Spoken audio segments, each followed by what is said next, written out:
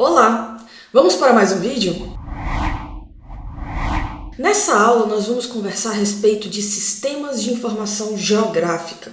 Também vamos falar sobre camadas de dados, como é trabalhar com diferentes camadas de dados, uma vez que esses sistemas utilizam essas camadas. E por fim, nós vamos falar sobre o software QGIS, aplicando na prática. Agora que você aprendeu sobre conceitos básicos de dados geográficos, fica a pergunta: afinal, o que podemos fazer com esses dados?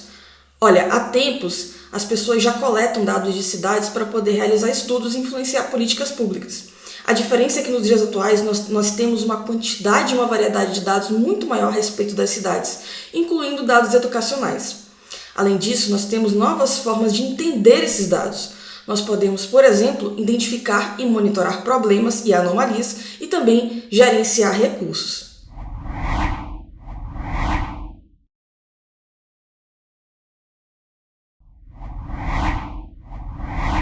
Para isso, nós podemos utilizar sistemas de informação geográfica a fim de analisar e representar esses dados. Esses sistemas eles vão trabalhar com a ideia de camadas. Como assim camadas? Por que eles vão trabalhar com camadas? As camadas, quando a gente trabalha com dados geográficos, é muito comum nós utilizarmos múltiplas fontes de dados que retratam o mundo real. E aí, cada fonte de dado é representada por uma camada. No nosso exemplo, nós temos aqui o mundo real, e nesse mundo real nós podemos extrair várias informações, como por exemplo, uso da terra, elevação, terrenos, ruas, clientes e várias outras informações. Cada informação vai estar contida em uma camada. Lembrando que outra característica interessante dos sistemas de informação geográfica é que, como os dados geográficos comumente estão em formato tabular, o que torna mais difícil da gente interpretar e entender a distribuição desses dados, esses sistemas nos permitem projetar esses dados em um mapa, analisar, realizar fusão entre os dados, e várias outras operações. Também é interessante ressaltar que a combinação entre diferentes camadas de dados nos permite enriquecer informações. Então, às vezes, nós temos informações de uma camada que complementa a informação de outra camada, várias camadas que ajudam a explicar um fenômeno, então é muito comum nós trabalharmos com múltiplas camadas. Além disso, vale ressaltar que os dados em si não oferecem insights, são necessários métodos para gerar e comunicar descobertas, sendo que os sistemas de informação geográfica nos permitem fazer isso. Bom, e aí você deve estar se perguntando, é interessante esses sistemas, mas e aí, como é que eu posso iniciar meus estudos, como é que eu posso utilizar um sistema desse, que software eu utilizo? E aí que entra em cena o QGIS. Ele é um software open source e multiplataforma, ou seja, ele é gratuito e você pode utilizá-lo em diferentes sistemas operacionais. Com ele você vai poder analisar, processar e visualizar dados geográficos. E outra coisa interessante é que ele por si só é extremamente poderoso, mas ele também permite a adição de novas ferramentas e plugins para que você tenha funcionalidades adicionais. E por fim, ele também permite a criação de scripts, ou seja, se você programa, também vai poder realizar estudos mais aprofundados. Vamos ver na prática como é que funciona o QGIS? Nessa parte prática, nós vamos realizar um estudo a respeito do Índice de Desenvolvimento da Educação Básica no território brasileiro. Para isso, nós vamos utilizar o QGIS, você vai aprender conceitos básicos inicialmente para poder iniciar o estudo. Não se preocupe que os dados utilizados nesse estudo vão ser disponibilizados para que você possa reproduzi-lo. Então aqui na nossa tela, nós temos a visão geral do QGIS quando ele é aberto. Então aqui a gente tem algumas informações de projetos recentes, de novidades, a respeito de templates de projetos. Para iniciar um novo projeto, você deve vir aqui, nessa parte superior, onde a gente tem um menu no qual é possível a gente criar projetos, gerar mapas estáticos, mapas dinâmicos, adicionar uma série de recursos para o nosso estudo. Então aqui eu clico nesse ícone, que é para iniciar um novo projeto. Com isso ele abre aqui uma parte em branco. Essa parte central é onde nossos dados vão ser apresentados, né, suas transformações, se a gente adicionar legenda, se a gente juntar dados, se a gente filtrar, tudo isso aparece nessa área. Na parte esquerda aqui, superior esquerda, a gente tem acesso a alguns recursos, como por exemplo bancos de dados e alguns mapas. Na parte inferior esquerda, a gente tem acesso ao gerenciamento das nossas camadas. Então, as camadas que a gente vai inserir no nosso estudo vão ficar representadas aqui, e aí a gente pode gerenciar essas camadas a partir disso. No lado direito, a gente tem alguns menus opcionais, como por exemplo, menus relacionados ao processamento dos nossos dados, ou nesse nosso caso aqui, a gente está vendo a parte de estilização de camadas. Então, as informações vão aparecer nessa área de estilização de camadas de acordo com a camada que a gente está selecionando. Mas falando em camadas, vamos adicionar as nossas camadas aqui. Como é que a gente pode fazer isso? Você pode vir aqui em camada, adicionar camada e adicionar uma camada vetorizada. Você clica aqui e aí, né, ele pede informações para que você insira a sua camada. Você clica aqui nesses 3 pontos para procurar o seu dado. E aqui, ó, só para vocês verem, nós temos aqui dados do nosso estudo. Então a gente tem aqui dados das malhas territoriais extraídos do IBGE. A gente também vai ter dados do IDEB para o território nacional. Então, primeiramente, a primeira camada que nós vamos inserir no nosso projeto aqui é as malhas territoriais. Olha só esse tanto de arquivo aqui. O que é isso? Quando a gente trabalha com dados vetorizados, existem 3 arquivos que são bastante utilizados: Shapefile, GeoJSON e GeoPackage. Aqui, especificamente, a gente tem o Shapefile. Ele é caracterizado por não ter apenas um arquivo, mas vários. E aí esses arquivos vão ter informações geográficas, informações atreladas a esses dados geográficos, vão ter informações a respeito das projeções. Mas é interessante para você esse arquivo aqui, .shp. Ao clicar nesse arquivo, você vai ter acesso a tudo isso que tem nos outros arquivos também. Então você vai abrir isso e adicionar aqui. Após adicionar, posso fechar. E olha só, aqui ele já apresenta para mim os dados das malhas territoriais fornecidos pelo IBGE. E olha só, a partir do momento em que essa camada apareceu aqui, né, no meu gerenciador de camadas, eu também tenho informações de estilização. Então, que me permite, por exemplo, né, trocar a cor do meu mapa aqui, né?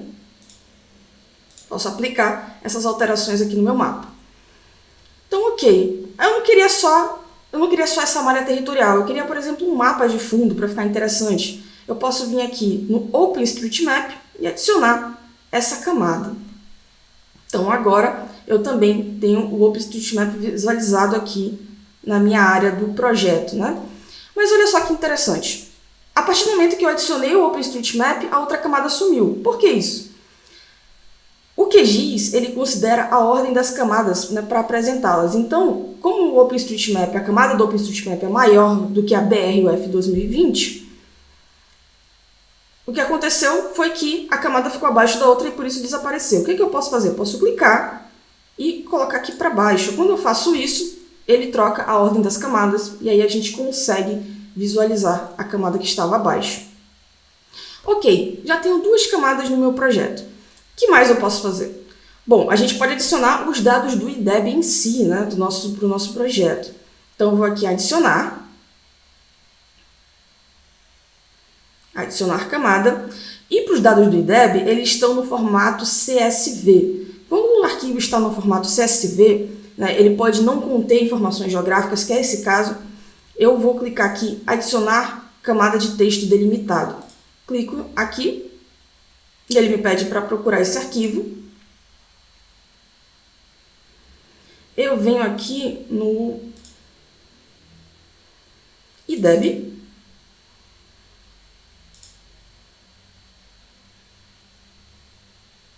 e posso clicar nesse dado aqui que contém os dados nacionais.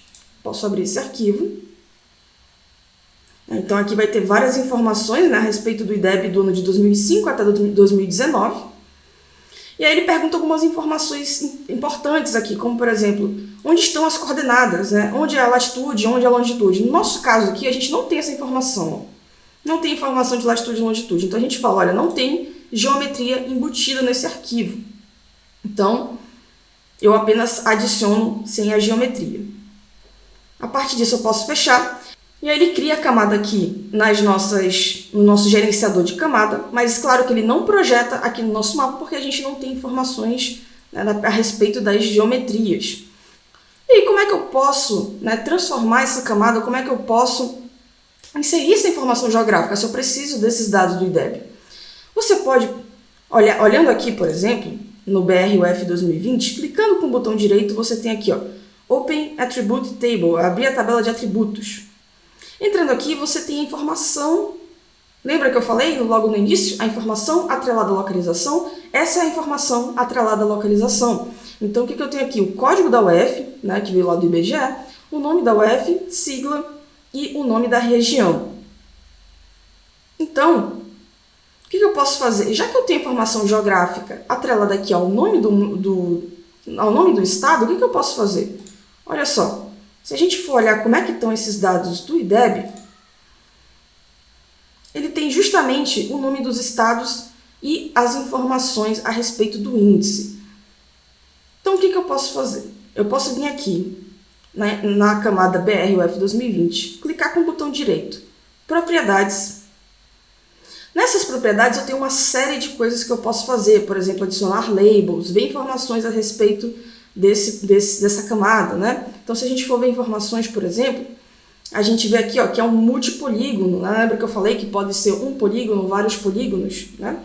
Eu posso ver informações, por exemplo, do sistema de coordenadas geográficas, que eu comentei ali na aula anterior, né, que está relacionado também às projeções. Olha só, SIRGAS 2000 aqui, né? Então, o estudo brasileiro costuma utilizar SIRGAS 2000. Então, além disso, eu tenho aqui a opção de joins, que é junção. E aí, o que eu faço com isso? Eu posso clicar no mais aqui e falar que eu quero juntar essa camada com outra camada de dados.